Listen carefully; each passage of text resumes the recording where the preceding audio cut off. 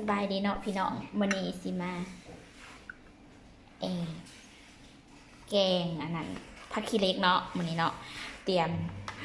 ผักอันอีตู่กับพอดีซื้อลายมือแล้วมันเหี่ยวเนาะพี่น้องมันหนักมันสิเน่าเลยแล้วก็มีนางเนาะใบยะนางเนาะแล้วก็เครื่องปรุงก็มีหอมมีมะพริกมีกระเทียมมีต้นหอมเนาะโรยหนาอันนี้ก็คือเขาต้มแล้วอันผักขี้เหล็กเนาะเขาสิมาตำมานี่บัดนี้ตำข้าวเบื่อเนาะพี่น้องเลยเตรียมพร้อมน้ำเราก็ใส่ประมาณนี้เนาะใส่หัวเชียงไข่แค่นั้นนะมาเตรียมสิตำกันนะบัดนี้ก่อนอื่นก็ต้องตำอันนี้ให้แหลกก่อนเนาะพี่น้องตำอันนี้ให้แหลกก่อน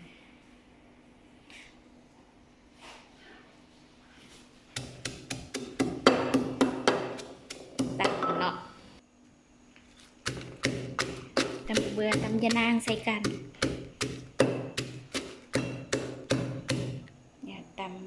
ำมันนี่ก็ยะนางก็ตำเอาเนาะพี่น้องบ่ได้ปั่นเอามันนี่สบายดีพี่น้องชาว YouTube เนาะที่เขามารับส้มเนาะมันนี่สีแกงผักขี้เหล็กเนาะพี่น้องมันนี่ตำเอาบริปั่นเอาไอ้ยะนางกันเลยมันจะหยาบหน่อยต้องอดทนเลยปั่นผู้ใดใจห่อนไม่ได้กินเดี๋ยวปั่นก็มาแม่นตำก็สักครู่เนาะพี่น้องแล้วเราก็มาพริกลงเนาะแล้วก็ตำใส่กันอีกหมักพริกแล้วก็หัวหอมเนาะพี่น้องตำใส่กันกับนี่แหละข้าวเบื่อยะนางตำให้มันเหลกให้มันละเอียดเนาะสีแกงผักขี้เหล็กได้มั้ยนี่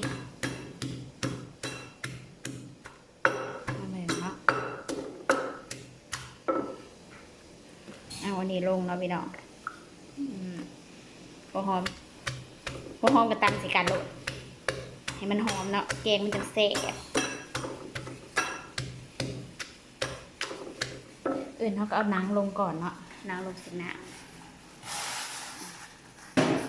เดี๋ยวพอนะต้มให้มันเดือดเนาะให้มันนิ่มนำว่าเขาต้มมาแล้วเนี่ยซื้อมาเนาะไอ้ยังผักขี้เหล็กกระทุงละ20 บาทเนาะพี่น้องเลยไอ้นั่งก็20 บาทเนาะแล้วก็เครื่องแกงอีกก็ประมาณถ้าเบิดดีประมาณ60 บาทพี่น้องเลยเฮ็ดกินได้เนาะ60 บาทอันนี้ก็20 บาทผักขี้เหล็กก็เจ้าต้มมาแล้วแต่ว่าเขาก็มาต้มอีกน้ำหนึ่งเนาะเขาก็หยิบน้ำเขาก็ปั่นหยิบน้ำปั่นน้ำออกอันนี้ตำผสมกันหลายอย่างมันนี่ก็ไม่ได้ปั่นเอาอันไม่ได้ปั่นน้ำยานางมันก็ไปอย่างเละก็ได้ลองตำให้มันเละขวดตำอีก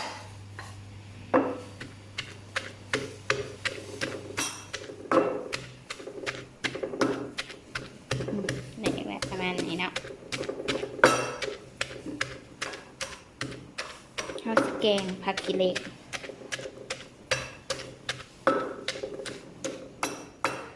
ผักก็มีแค่2 อย่างเองใส่ก็ได้ต้นหอมกับไอ้ใบแมงลักเนาะอยู่บ้านขน่อยเอิญผักอีตูแล้วเราก็เอาผักขี้เหล็กลงเนาะตามใส่กันเลยบ้านี้ตามใส่กันเนาะตามให้มันละเอียดให้มันแหลกบ่ให้มันเป็นใบนะพี่น้องมันมี1 ข้าวเหนียวเนาะวันนี้เนาะ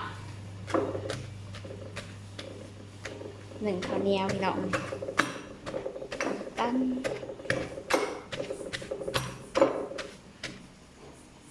ำแหลกแล้วเนาะพี่น้องเลยตำแหลกเร็วละเอียดแล้วเนาะตำละเอียดแล้วเขาก็มาปรุงแล้วเนาะวันนี้นะเขาสิเริ่มแกงแล้วเนาะพี่น้องน้ำมันเดือดก่อนอื่นก็เอาอันนั้นลงก่อนเนาะ เอาเกลือลงก่อน เอาเกลือลงก่อนผักก็จนเน่าหมดเลยคนอื่นก็เอาเกลือลงก่อนเนาะพี่น้องเอาเกลือลงประมาณนี้เนาะพี่น้องเกลือลงก่อนเนาะ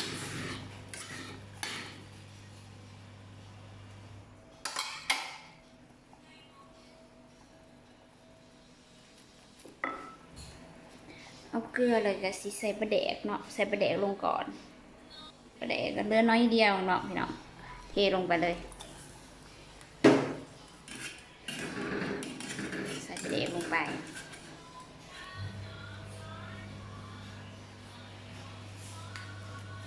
เดี๋ยวสิเอา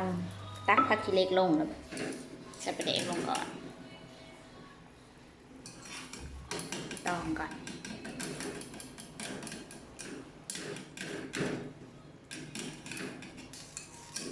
คันบ่ใส่ปลาร้ากับบ่แซ่บพี่น้องเลยต้องยันกลางมันติดเนาะบ้านเฮานี่แกงยังก็ต้องใส่ปลาแดกเนาะพี่น้องบ่แล้วปลาแดกบ่เป็นตะกินใส่ปลาร้าเนาะพี่น้องดองเอา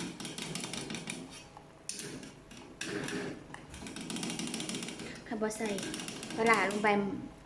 อันข้าวเบื่อที่เฮาตำกับผักขี้เหล็กมันก็สิติดหม้ออีกต้องใส่ลงไปก่อนใส่พอสำนีเนาะเนาะแล้วเราก็เอาอันนี้ผักขี้เหล็กลงมาพี่น้องไว้ลงไปเลยในหม้อนี่ที่เขาตำลงไปเลย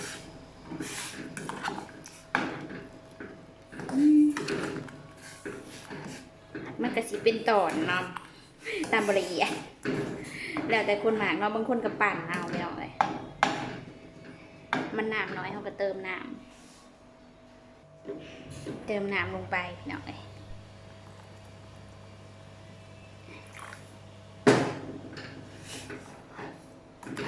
ประมาณนี้เนาะ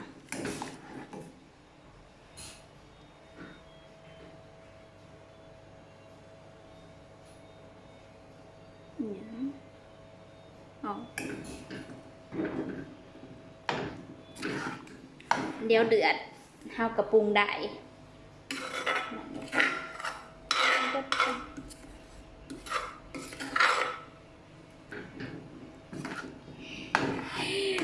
นี่แกงผัดขี้เหล็กใส่นางเนาะพี่น้องเลยทำปลาแดกแซ่บแล้วก็ปรุงแซ่บแล้วก็แซ่บแล้วแต่คนเห็ดเนาะคันคนเห็ดบ่แซ่บก็บ่แซ่บเด้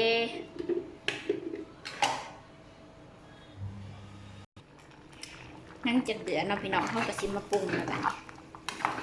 นี่หน้าตาเนาะแกงผัดขี้เหล็กเนาะแกงผัดขี้เหล็กบ้านเฮาเนาะอาหารอีสานบ้านเฮาเฮ็ดซื้อกินได้เนาะอยู่ไสก็มีแต่อยู่บ้านนะบ่ได้ซื้อแล้วอยู่บ้านนะไปเก็บมีส่วนเฮาปรุงก็ใส่ชูรสเนาะพี่น้องโอ้ใส่เยอะเกินเดี๋ยวผมหลวงใส่เนาะผงชูรสลงไปเนี่ยบุติดหมอเนี่ยพี่เนาะเพราะว่าเฮาติดหมอเนี่ยคือแบบเขาอื่นเขาเบื่ออะไรเนี่ยแกงเนาะ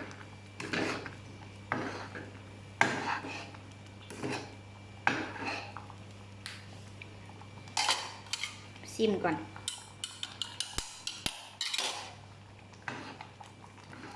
เขาเบื่อคือสิสุกเลยแหละใส่งานลงไปเนาะ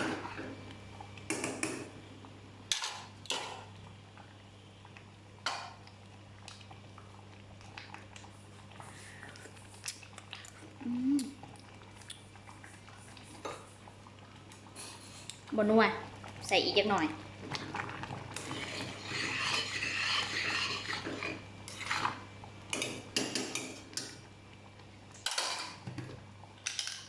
ขาด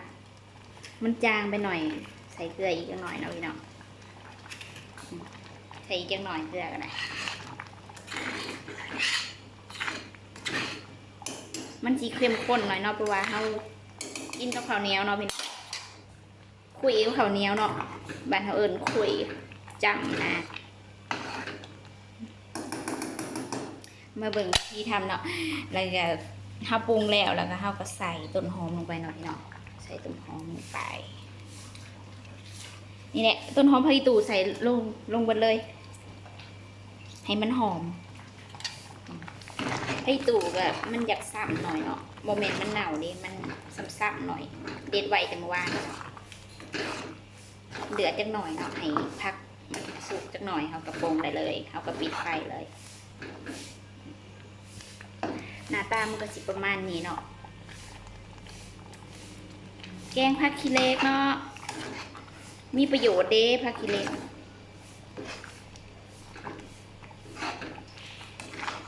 ข้นเข้มข้นดีเข้มข้นเป็นยานำเด็กผักขี้เหล็กเดือดนะเดือดแล้วเขาก็ปิดไฟตักเสิร์ฟได้เลยเนาะ